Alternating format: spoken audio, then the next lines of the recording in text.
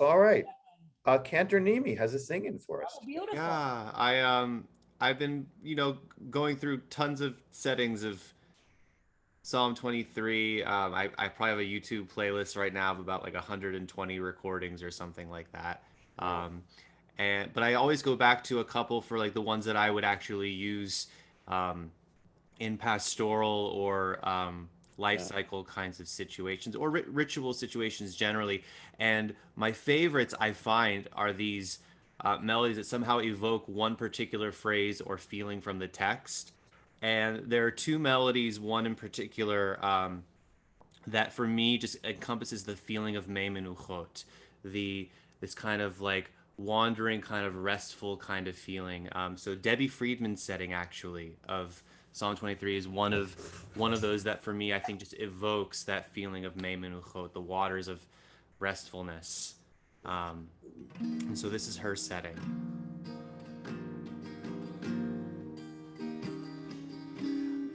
Adonai ro'i lo echsar bin od desheyar bitzeni al mei menuchot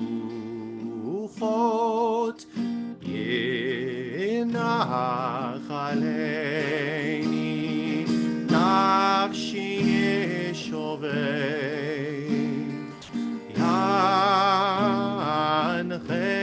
Yancheni v'maglei tzedek le'ma'an shemo gam ki elech b'geit al mavet lo irara ki ata imati shivtecha Antecha emayinachamuni ta'aroch lefanai shulchan neged tzorirai dishanta v'shemen roshi osi revaya Ach tov v'chesed yirdefuni kol yemei chayai v'shavti b'veit Adonai le'orech yamim.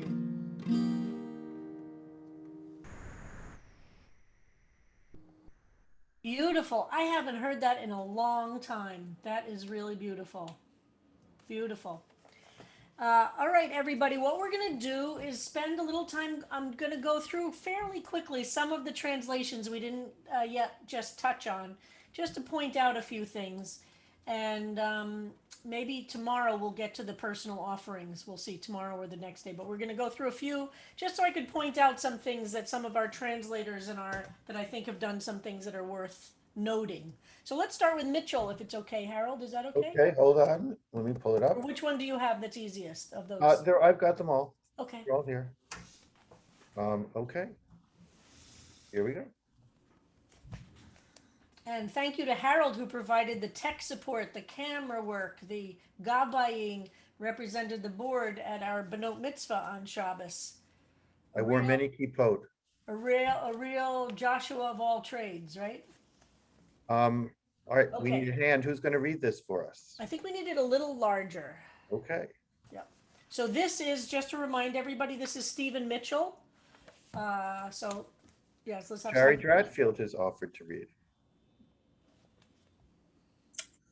The Lord is my shepherd. I have everything I need, that I need. He makes me lie down in green pastures. He leads me beside the still waters. He refreshes my soul. He guides me on the paths of righteousness so that I may serve him with love. Though I walk through the darkest valley or stand in the shadow of death, I am not afraid, for I know you are always with me. You spread a full table before me, even in times of great pain. You feast me with your abundance and honor me like a king, anointing my head with sweet oil, filling my cup to the brim. Surely goodness and mercy will follow me all the days of my life, and I will live in God's radiance forever and ever. Thank you so much for that, Sherry. So let's just look at this a moment and notice some things now that we hopefully are attuned to some of the ambiguities that each of us can translate or approach in ways that are meaningful to us. So one of the things I like about Mitchell, and remember, Mitchell himself is a poet and he's writing poetry. He's not focused on being the Hebraist or the translator that Alter is, and he's not. He's a poet, and he approaches all, and he does, as I've mentioned before, for those who might remember, he's done other books of the Bible, and his goal is to write poetry in English. That's his goal, and he is a poet. It's not an intellectual goal. It's what his soul is. So what he does, some things I want to point out about what he does here. Again, you'll notice he doesn't number the verses. He's not interested in being verse by verse. He's interested in writing his own poem based on this. And he drops the Mizmor LeDavid. Superscription isn't important to him. But he does, in some ways, by starting the psalm with, "The Lord is my shepherd," which is the quote from the King James Version. He's making sure he knows the King James Version, and you know immediately what psalm this is. Because who doesn't know Psalm 23 is "The Lord is my shepherd"? But he immediately changes the second half of that psalm to imprint it with his deepest connection to what lo echsar means. Instead of "The Lord is my shepherd, I shall not want," which is King James, he puts it into that positive. And again, we talked a little bit about that. What's the differences, how people see that. And "the Lord is my shepherd," kind of classical, majestic, a little bit transcendent, and then comes to a very personal, "I have everything I need." Mitchell is comfortable with the masculine God language. Take it or leave it as it means something to you. But look at how he describes God. So first of all, he maintains the second person nature of those first three verses that the original does. So "the Lord is my shepherd, he makes me lie down, he guides me so that I may serve him with love." But then in that verse 4, or the equivalent of verse 4 from the original, he shifts into the third person, which is going from he to you. So the psalm has this, I hope you feel it, a sense of going from a little bit of a distant description of to a very much the psalmist speaking directly to. Though I walk through the darkest valley or stand in the shadow of death, I am not afraid, for I know you are always with me. So you see the shift from he to you. If that's not clear to anybody about the second and third person, let us know in the chat, because that's really important about psalms in general. And this psalm is one of the most clear examples of this shift from second to third person, and the emotional movement of that. So if anybody wants to comment about that, let me know. Is that Sherry and Ben with your hands up about that, or no? Let me No. see.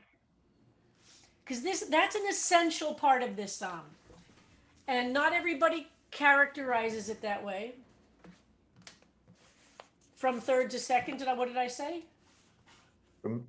Right. No, I think Sherry and Ben had their hands up to read. Oh, okay. Follow along here. All right, sorry, go ahead. So this shift from he to you is essential in this process.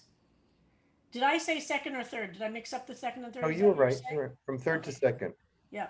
From third to second. Sorry. It's going from that speaking about someone, to speaking directly to. Yeah, sorry about that. You're right. Sorry. Absolutely right. He is third, you is second. So going from third to second. Sorry about that. Thanks, Monica and Sherry, for clearing that up. So that's just very essential to seeing the development of the psalm. Not everybody focuses on that, and including in CBST's translation, Rabbi Cohen and I spent a lot of time thinking about this, And even though it's very important to us in the structure of the psalm, in order to create it as a poem in the English, we dropped that in order to maintain a prayerful sense of the poem as opposed to a poetic sense. Anyway, so going forward from the psalm, which is now in the third person, you spread a full table before me. And one of you mentioned this when we discussed it, that sense of abundance, that sense of feeling sated, taken care of, even in times of great pain. I think that's an insight of Mitchell that I like very much. I have to read from my book. I can't quite see that. You feast me with your abundance again and honor me like a king, anointing my head with sweet oil, filling my cup to the brim. Surely goodness and mercy will follow me all the days of my life, and I will live in God's radiance forever and ever. Now, Mitchell, even though the same name of God is in the beginning and the end, the Yud He Vav He, by going from Lord to God, I think in Mitchell's, I like that it's a bookended, and Mitchell is trying to, I think, see a more personal relationship by the end rather than the more majestic. But okay, any comments about this, and then we're going to go on to the next one. There are just a few things I want to point out in all of these. Linda Solomon and Saul. I just want to say that, again, in the last verse, he does revert back to third person by referring to God rather than your radiance. And I think that might even be intentional. It sounds intentional to me because it then brings it all full circle. Yes, but he does. I agree with you absolutely about changing the person, but he does change the reference to God to a different word for God. Right. Yep. But I agree with you, Linda. Saul. So I was confused about his use of capital letters because I see originally that every line that's left margin adjusted is capitalized, and then down in the part that begins, you spread a full table for me, he stops. There's not a capital letter again until the word surely. And then I realized what he's done is from you spread until brim is all one thought. And from surely goodness until the end is another thought. And so, exactly. So he's capitalizing if it's the beginning of a sentence, if it's following a period. Which, yes, right? Is that correct? I think that's what I see. Yeah. No, because he capitalizes after death where there's a comma. He's not, the punctuation is not important Let's to say that him. Aleph. He's capitalizing. But I would always be capitalized. Okay, I won't argue with you now. No, It's not important enough. Yeah, this is I think, on this one, I think I agree with Harold that I think he mostly does it where following a period, but that's going with Saul with what you're saying. It's within a thought, which for him is the punctuation is a period. He doesn't do the capitalization for you. Right. He only is capitalizing you when it's the beginning of a sentence. That's very interesting. I hadn't noticed that. Thank you, Saul, for that. Thank you. Ben Shaffron. Rabbi, you said it's very important the way he treated, the way he says, even in times of great pain. I find it very significant because the one discordant note in this entire pastoral psalm is Keneged Tzorai, against my enemies. It's very discordant, and he takes it away. He clears it up very well. I agree with you. And he's looking at Tzorai and trying to understand what does that mean for him. He's taking it away from either enemies. We also saw adversity, but he's saying pain is a form of tsaris, right? Of trouble. And I agree with you. He's taking it away from using the word enemies is very discordant and is very it's difficult to absorb in the rest of the psalm. Jerry. It's time you get Simon.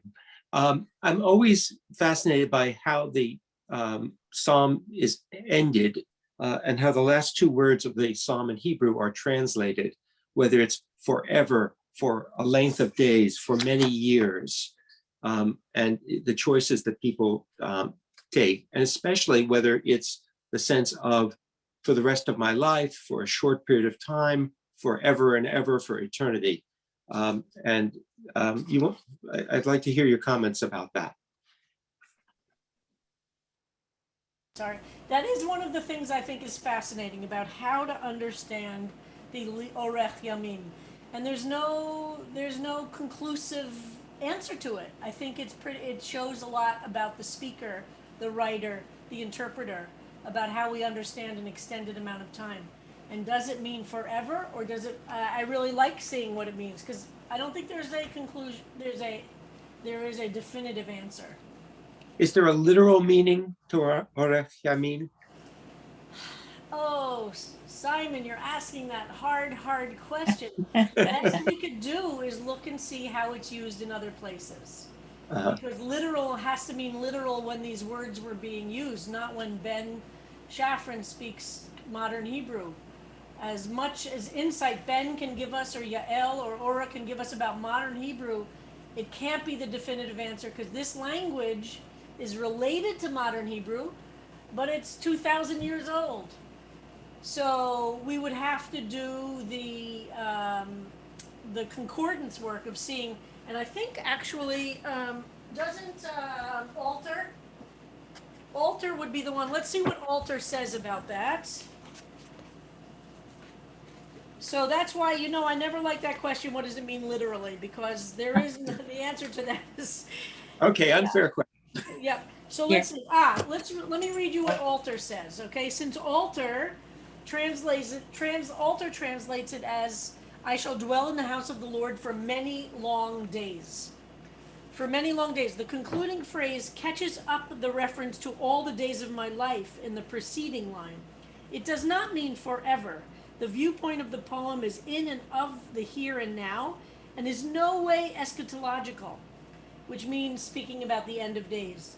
The speaker hopes for a happy fate all his born days, and prays for the good fortune to abide in the Lord's sanctuary, a place of security and harmony with the divine, all or perhaps at least most of those days.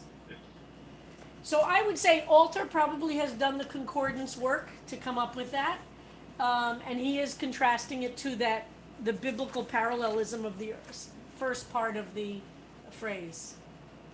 But it doesn't mean you have to read it that way. Right. Okay, thank you. Yeah. I think it might be important to note, Rabbi, that Alter, I think of all our translators here, is the only one who's also translated the rest of the Hebrew Bible. Everyone else, I think, is just translated the Psalter, so he may have more say as to how that word is. Although I think the Psalms was his first book. That's true. But he is definitely working from the Hebrew, and he is a biblical Hebrew scholar. So absolutely, when he was doing the Psalms, he was looking through concordances and asking these questions. So Harold, to that degree, I think it's true. Although his translations of the other books came later, but it comes from. So if you're, generally, this is a rule of thumb. If you're an English speaker and you want to get to as close as possible the Hebrew of the Bible, Alter is the first place to go. If you don't want to do the work yourself. If you don't have that skill set, but knowing that Alter, you must read his introduction. He's not going to he's going to look for language that's going to be meaningful in English, but he's going to do it with the thoughtfulness of knowing the biblical Hebrew. So it's not a textbook in translation, but it helps you get to there, and his comments are very helpful that way. Kenneth puts in translation, I love the use of feast as a transitive verb, feast me. Also seem to remember an interpretation of another psalm did the same with him. Yes. And he really is going for that feeling of abundance and being taken and carrying on the theme of being taken care of. Ben, you have your hand up, and then we're going to go to Bernstein. It's a question, really. Do you think that this is related to Davar Chad Sha'alti and might be the same author? It certainly might be the same author. It's certainly from the same school of writers. And they're usually definitely from the same period of time using very similar language. But whether we can't prove that it's the exact same author. All right, Bernstein. Yep. Okay, hold on. Call her up. Summons her.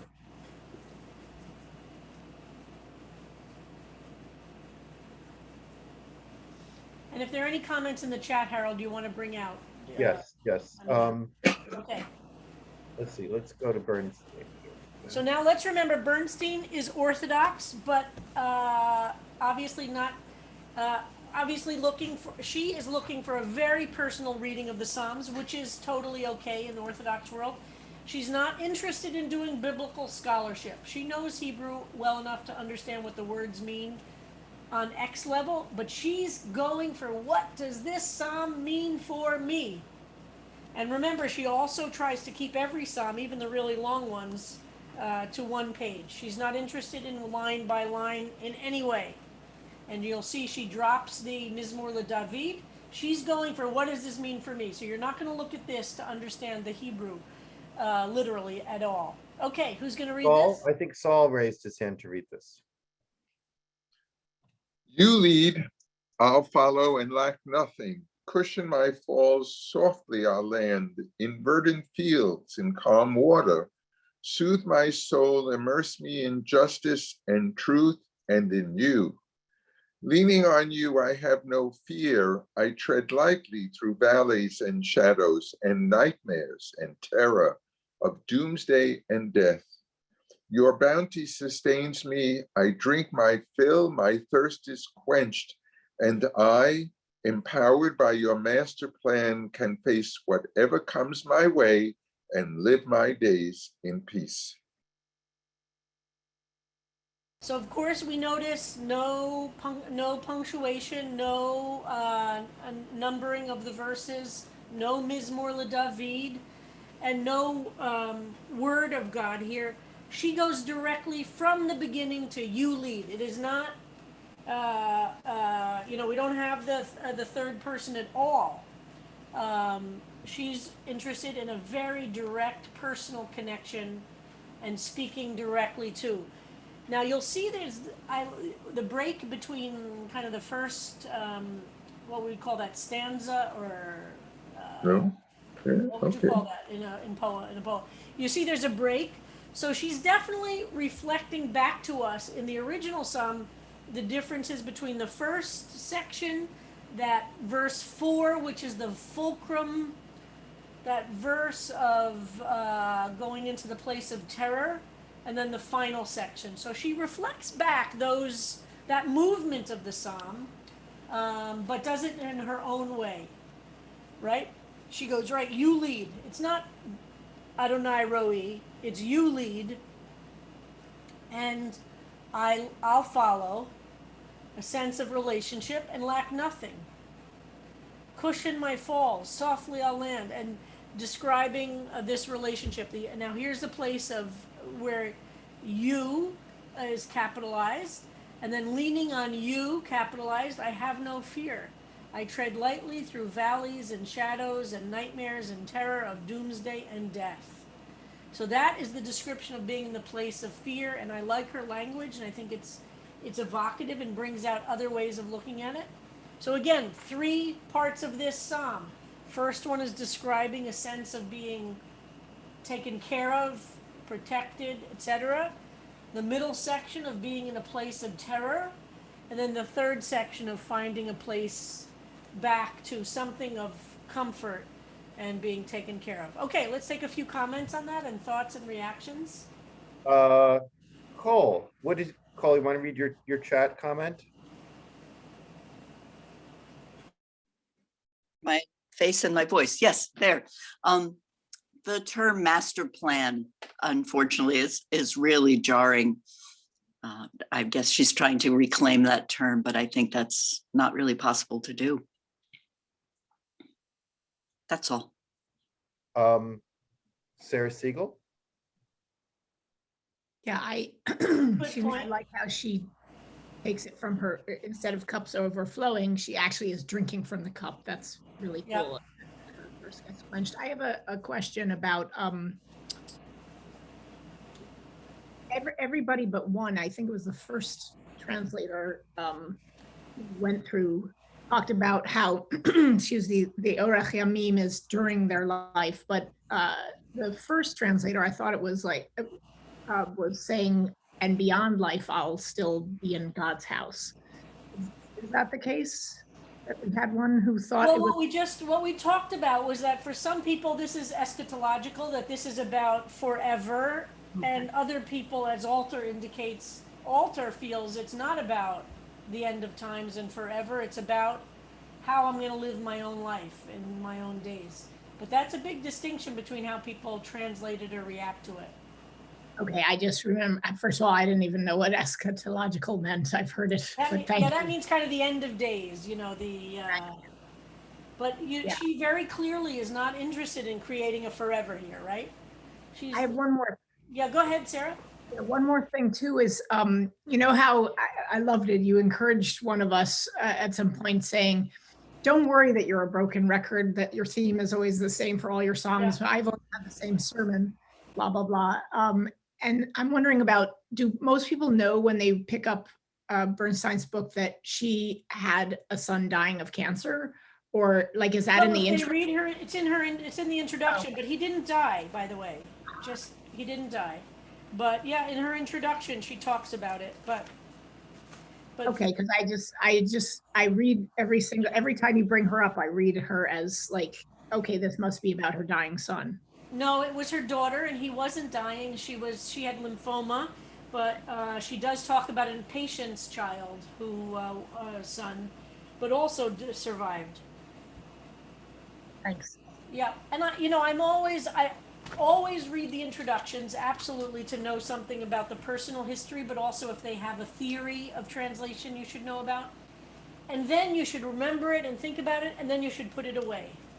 Like everything else, like a great poem or a folk song, it's also there to be read for what it means to you it should be meaningful, even if you don't have a framework of the author's perspective. Do you know what I mean? I love that. I'm a student who loves to do research, but the Psalms require of us at a certain point to let all of that go and say, does this speak to me, and how does it? Or maybe it doesn't. Do you know what I mean? So yes and yes. Okay. Lori Krotman. I love that she's actively engaging. She's part of the deal here. Like she leans and she treads and she drinks. And I like that it's not just God acting on her, but it feels like more of a partnership. And Yes. that I agree, Lori. I agree. And it means, therefore, she has agency to. Yep. Thank you. Dean. Yeah, I had a similar thought, Sarah. I love that second verse, leaning on me, I have no fear. I tread lightly through the valley, shadows, nightmares, terror. The fact that she says, I tread lightly, she has even agency in that. And that's something different. From the rest of the translations we've read, she clearly has a sense of agency. Anyway. Yeah, and it's your protection isn't that these valleys and the shadows and the nightmares are going to disappear, but I'm somehow able to negotiate them differently. And that is all the comments on Bernstein. All right, so let's look at Shachter Shalomi, which is a new edition. Okay. Zalman Shachter Shalomi, some of you know as Zalman. He was grew up in a Hasidic world and then became very engaged in Eastern religions. And he he became a real, I'd say, one of the founders of the New Age Jewish world, or the world of New Age is maybe the wrong word. The Jewish world that's deeply influenced by the East, long before Norman Fisher became a Zen Buddhist. Zalman Schachter was starting to really explore this And he, unlike Norman Fisher, because he had been a Hasidic rabbi, he had the Jewish depth that Norman Fisher didn't.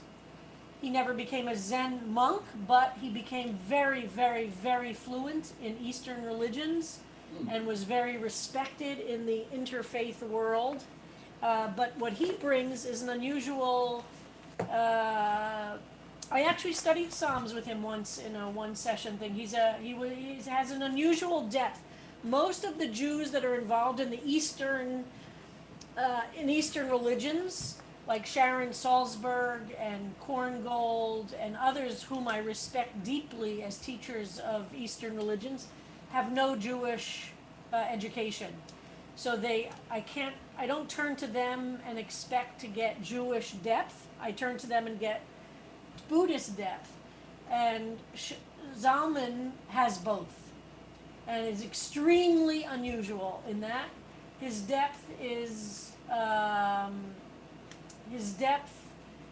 really serious. So yeah. So he did a book of Psalms, which I actually never realized until I started teaching this class. I knew of his connection to Psalms. He might be the first person I ever heard taught Psalms, which came close to my sensibilities about Psalms.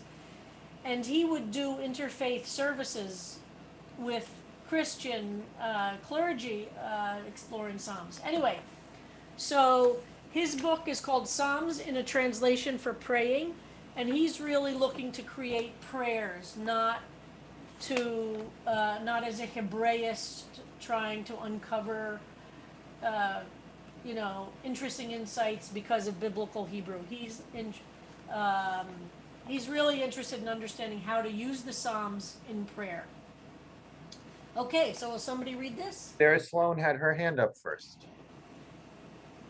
Psalm 23, fourth day of the month, a David song. Yah, my shepherd, you supply my needs. I don't ever feel deprived. You feed me in the meadows. I am led to quench my thirst by a quiet stream. You stir my soul and guide me gently through the thicket of right action. Such is your fame. At times I must make my way through dark and dangerous gullies, but because you are with me, I won't panic if I have to face evil. Both your rebuke and your bracing support give me comfort. In the presence of adversity, you set me a feast at which my anxious head is soothed and my thirst is amply slaked. Because you have invited me, I affirm that only goodness and graciousness will manifest for the rest of my life, in which I will always be at home with you. Thank you, Sarah.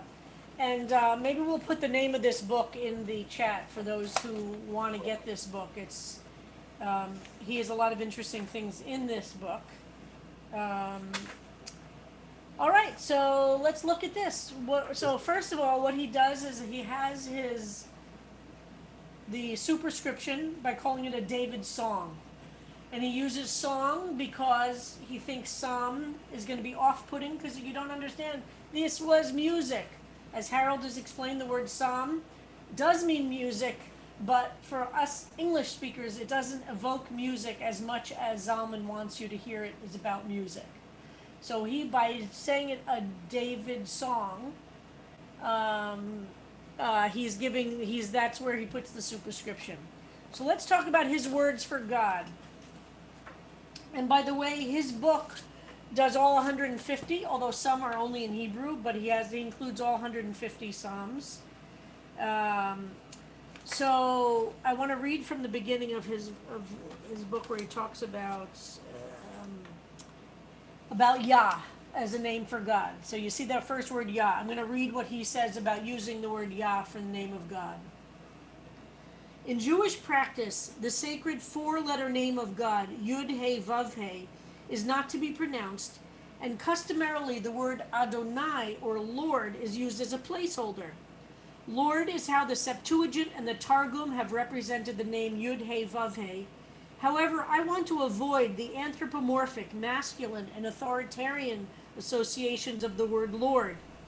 So I have chosen to use the word Yah, a breath, spirit-like name for God that is associated with the attribute of compassion. I have also rendered the word hallelujah as hallelujah to emphasize the meaning praise Yah. So, and he also says about genderedness, let me just read you what he says about gendered pronouns. God is beyond gender, but English third person pronouns are necessarily gendered. Therefore, I have made a practice of alternating references to God as he, she, and to God's attributes as his, her. Similarly, to emphasize the universality of God's message, I have alternated genders when the Psalms refer to persons. When God is speaking, the text is indented and bolded. Italics may be used to set apart the directions and attributions that begin a psalm. So you see where it says a David song is in italics, to indicate Hebrew words or to emphasize responsa stanzas or to set apart footnotes. Brackets, and you see at the bottom verse he uses brackets. Brackets indicate contextualizing words or lines that I've added for clarity and are meant to be prayed. Okay, so these are with explanations in his introduction, which, as I said, introductions are really important. So let's just look at this psalm and reactions to it. What do you think? Azan Hirsch has had her hand up for quite a while. Yeah. Hi, I just wanted to point out that I have an older edition of this book. I don't know when yours was published, Rabbi. Mine was published in 2003, and it doesn't have the introduction. It has an introduction, not the part that you just read, but what I find really fascinating is that he writes, he talks about the elasticity of Hebrew words, and he says, the Hebrew words are, for one who prays and meditates on them, very elastic. They accommodate not only the simple manifest meaning of the Peshat, that simple, straightforward meaning, but also meaning in deeper and higher layers of significance. Often the enemies are not on the outside. Those who have wrestled with recalcitrant habits and addictions know that in their guts. Those who have chafed under abusive bosses and family members need to have a caring friend who hears our sighs and offers compassion. And he says the range of human experience that the Psalms give expression to is the glory of this book. And then my favorite part, which I don't know if it's repeated in the later version, is he writes, this is a work in progress. The more I will pray them, the more I might change some of the translations. Uh-huh. And I just wanted to share that because you had said, Rabbi, that, the title is Psalms in a translation for praying. Mm-hmm. But I love the idea that I know very often people here who are writing their own contributions are saying, oh, I had that, but I've changed it. Or sometimes they even say to Harold, what I'm reading isn't exactly what you have because I've changed it. And I just love Zalman's kavanah, his intention that as he prays these, he knows they might change. And then, I could keep reading, but for purpose of time, the last thing I want to say is Selah. He talks about Selah. He says, read Selah as you are right on. It sure is so. Or, yes, this is true. I imagine a clash of a cymbal or a gong at that point to drive the message home. Uh-huh. So I just wanted to share that. Yep. So that is in the book I have. My edition is from 2014, which is the year he died. So this way he did this. And you're right. Zalman was always changing, and he didn't believe anything was rigidly set in stone by any means. And this edition was published before he died, but he died that year. But it does have what you've just read, and then it adds a section on notes on reading and translation, which I read from. So thank you for that. He was also the rabbi for Shir Yaakov, who did so many. Yes, he is. Anybody who's in the Jewish renewal movement, he is really the founder of that movement, one could say. And he started a rabbinical school, and he our speaker for Trans Pride, Jericho Vincent, is a student in that rabbinical school called Aleph. So Randy and Alicia are having a chat about the fourth day of the month. What does he mean by the fourth day of the month? There is a tradition for some to cycle through the month, reciting a different psalm on each day of the month. There's a tradition for saying a different psalm for each day of the week. So he's including that tradition. Shep has his hand up. I just have a quick question about two words. I never heard of the English word slake. Was that what word is? I never heard of that word. Slake your thirst. Never heard of it. Yeah, it's if you're thirsty and you It's drink something, quench. slake, yes. Okay. Also, does Zalman want? Is it correct in Hebrew to actually pronounce the H sound in Yah, not just Yah, but Yah? That's what you seem to say. You said you pronounced the H, Yah. Is that true? Unmute. And I'm sure one of the cantors can be even more specific than I am, but we distinguish between the hey is there to indicate a grammatical feature or whether it's there as part of the word. So, sorry. So you say Yah. Okay. Cool. Well, if I can just throw in, Zalman did that all the time, and the people, Rabbi Marsha Prager and other people who followed in his footsteps and carried on his teachings also do that, and it's the idea of God being the breath of life. So he would say, Yah. It's not that there's a hey mapik, in the hey, which refers to something being in the feminine, like her wife or her blessing, but brachoteha, with a at the end, but it has to do with just his way of pronouncing it, that God is our creator and God put life into us. Okay, cantors know these things. Yes, well, and then Cantor Nimi also posted that there is a mapik in the hay, which makes it aspirated. In Hallelujah, there is a mapik. I sit corrected. All right. Let's see. Someone here Sue Mayer says. And if you ever hear Jack Greenberg Lane, he is medactic about making sure you hear that mapik. My laning teacher said that's like the little dictionary. Make sure they understand that there's a mapik. And Sumer says makes me think of Yah, which is the Rastafarian term for God. And I went on Wikipedia, and yes, it is. Yah is a shortened version of Yehovah, Jehovah, which is the way it's a complicated thing that the Germans used a J for the Yah. So when they were trying to pronounce Yud Hey Vav Hey, they called it Yehovah, but using a J, which then became Jehovah when people started using it in English, as far as I understand. It's time, Rabbi. It's time for a nice play out. How about that? Let's have a nice play out. Nice play out from Cantor Neely. Let me get the text back up for you, Cantor. Thank you very much. Yes, and I see. And Arthur Waskow was a colleague of Zalman's. Yes. Cantor, I'm sorry, I didn't get the composer of this one.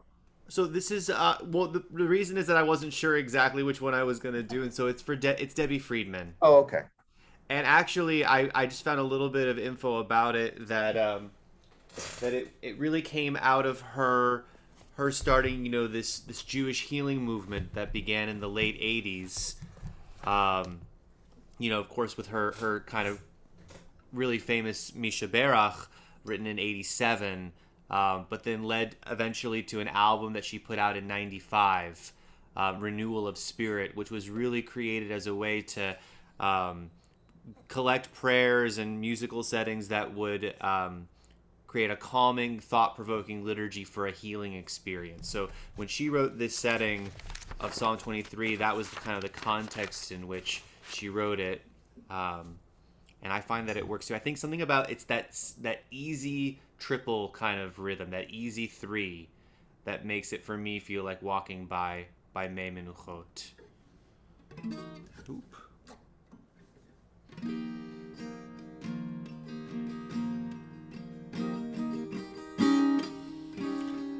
Adonai ro'i lo echsar bin ot deshe yarbitseni al mei menuchot yenach aleini nafshi yeshoveh yancheni v'maglei tzedek למען שמו גם כי אלך בגיא צל מוות לא אירא רע כי אתה עמדי שבטך ומשענתך המה ינחמוני תערוך לפניי שולחן נגד צורריי תשענת בשמן ראשי כוסי רוויה אך טוב וחסד ירדפוני כל ימי חיי ושבתי בבית אדוני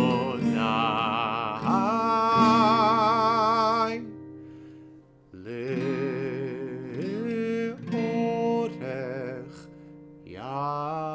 ימים.